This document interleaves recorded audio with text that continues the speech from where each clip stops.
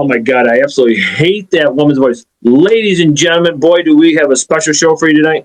I am your host, J-Dubs. This is JK'z Watchbar. With me is my special guest tonight. I am going to interview him, Mr. George Muzzy. How you doing, sir?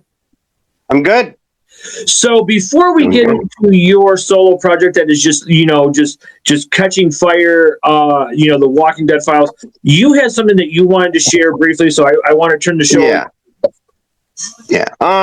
Well, I was thinking about us doing an episode of something later on about folklores and like old wives' tales and things like that. That some of the older generations actually believe, like they die hard believe that they're all true, but some of them are so far fetched. But I was thinking that for a later episode. But I wanted to talk about a specific folklore tonight, which just happens to was yesterday. Yesterday was Groundhog Day. Now, the folklore says if the groundhog comes out and sees a shadow, like it's a sunny day, there's 6 more weeks of winter. Mm-hmm. If he does not see a shadow, we're going to have an early spring. Now, I got to thinking about it. What was yesterday's date? February 2nd. Yep. Right. So, an early spring would be somewhere before the spring equinox, right? Okay. Which is when the sun crosses the equator into the northern hemisphere. Well, here's the thing. Let's go 6 weeks from February 2nd. Okay. That would be 4 weeks is March 2nd this year. If it was a leap year, it would be March 1st. Okay. 2 weeks after that is March 16th. Right? Yep. So let's say what the groundhog sees was real. Like what happens on Groundhog Day with the groundhog is what the laws of nature have to abide by. Wouldn't, if the last winter event is on the 16th of March and the first day of spring weather would be the 17th of March, wouldn't that be an early spring? Because the spring equinox of 2026 is on March 20th at 10:46 a.m. So wouldn't the 17th be before spring? I'm laughing because like whoever watches the show that absolutely lives and dies by the groundhog right now is basically saying, you know what, fuck off, George, just shut up. This is So if, let's say, the groundhog sees a shadow and it says 6 more weeks of winter, and like I said, the 17th of March is the first day that we have spring weather. That's early to me. But let's do the flip side. Let's say he doesn't see a shadow and he's saying early spring.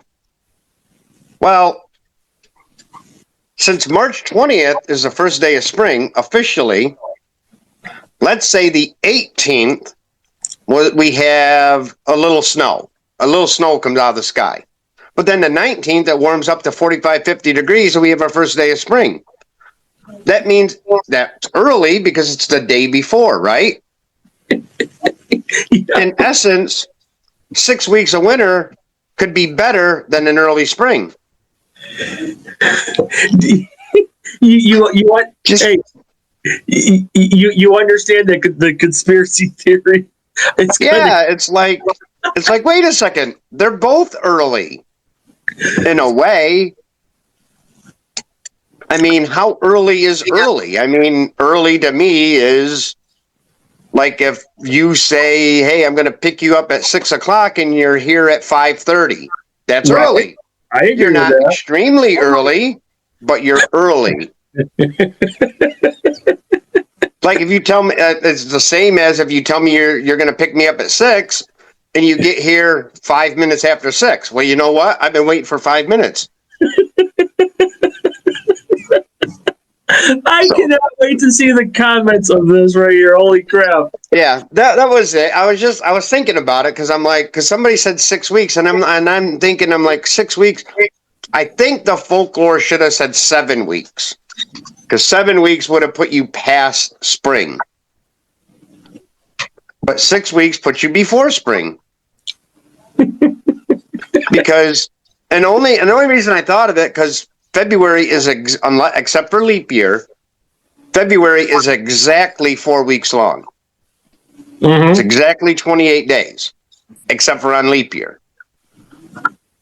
So, and leap year makes it even worse, because leap year puts everything a day earlier.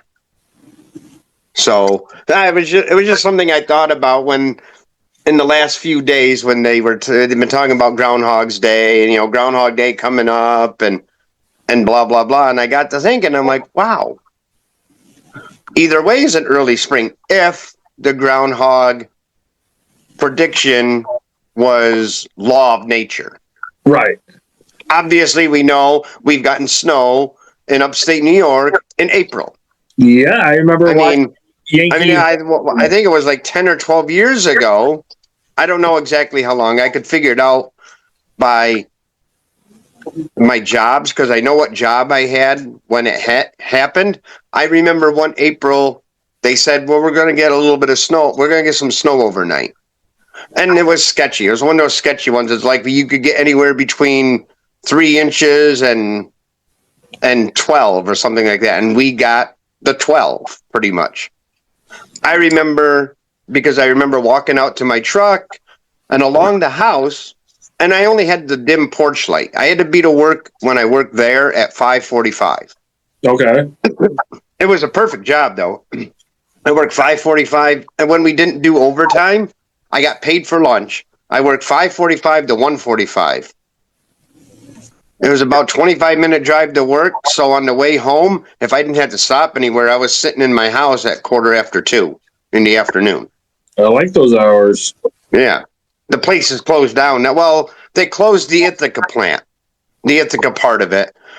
They moved out to everything moved out to the headquarters in Wisconsin. Gotcha. But anyway, so we've gotten snow in April, and we got a lot of snow. I remember it mostly because along the house, the way the wind had blown, there was like a light dust in the snow on the ground.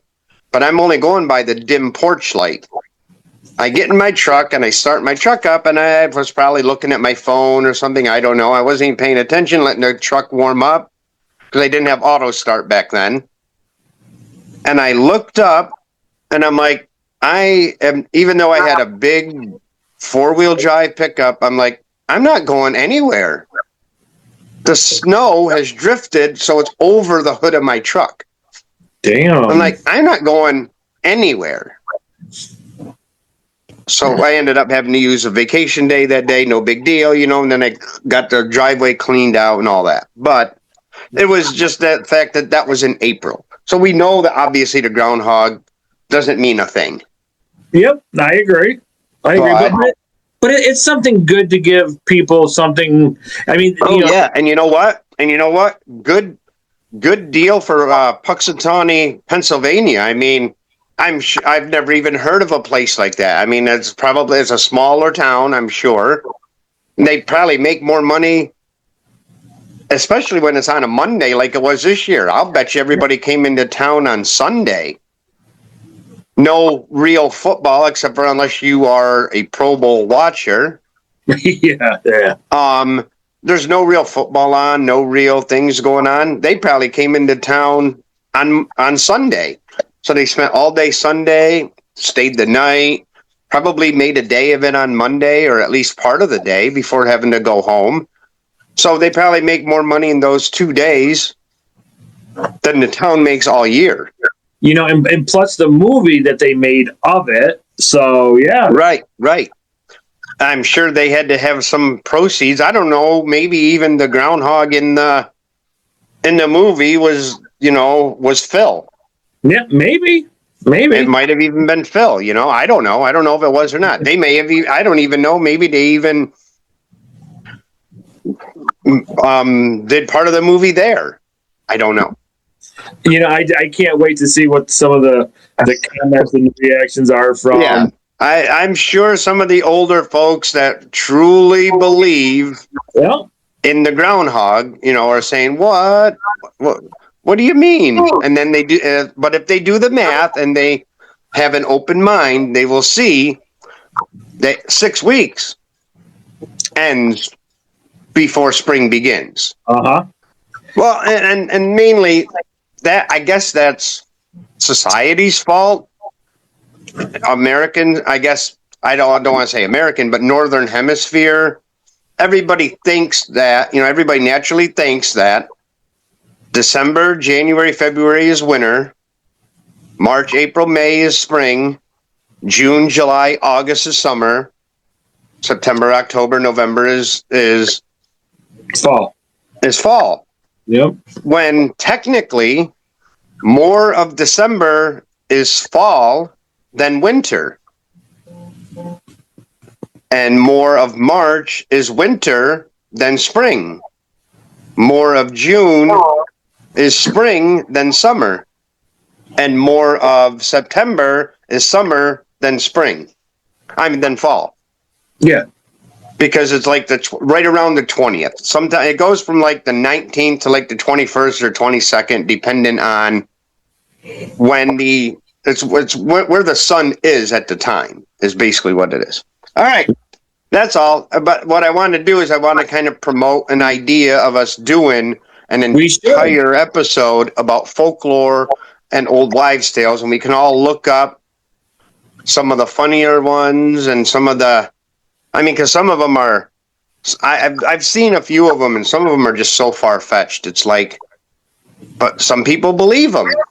I was going to say that because somewhere along the line, somebody actually believed, such as what you're talking about. Somebody actually believes that if Phil saw his shadow, we were going to have 6 more. And maybe you can answer this before we get into the other topic. Has there ever been a day or a year that Phil has not seen his shadow? Can you answer that or no? It's whatever it goes by. I think what it goes by is they know if he's going to see a shadow before he comes out or not. Because the folklore, when I looked it up, it says if he sees a shadow, and then it says in quotations, it says sunny day. And then, or if he does not, it says cloudy day. So they'll know ahead of time, oh, look, we have cloud cover. He's not going to see a shadow today. Right. Minus the 72 spotlights that are shining on him. And on a sunny day, he's going to see a shadow. So I think they basically know before he comes out, because they can look up in the sky and see clouds or see the sun. Yep. But it's something that's harmless, and it makes people. It is. Most of them are harmless. Yeah. They don't hurt anyone. They're just things that people naturally believe to be true. Yeah. And when we do the show, some of them. I got several I'm going to look up. Some of them are just so outrageous. Some of them might be, some of them. A lot more people believe, even some younger people I've heard believe them, but there's just so many of them that are like just so far-fetched. It's like, and maybe it happened. Like, here's my thought on the groundhog thing. Maybe some guy observed a groundhog, which I believe is a woodchuck. I believe. I'm not 100% sure. I think it's just nicknamed the groundhog because that's where woodchucks live, is in the ground. Yeah. But I believe, I imagine somewhere along the line, I don't know when it started, a couple hundred years ago maybe, somebody maybe for a few years observed a groundhog. I don't know where the 6-week thing came in or an early spring came in, but observed, and maybe he noticed a trend, like, oh, he saw a shadow, and the idea is he's scared of his shadow. He saw the shadow and ran away, ran back into his hole. We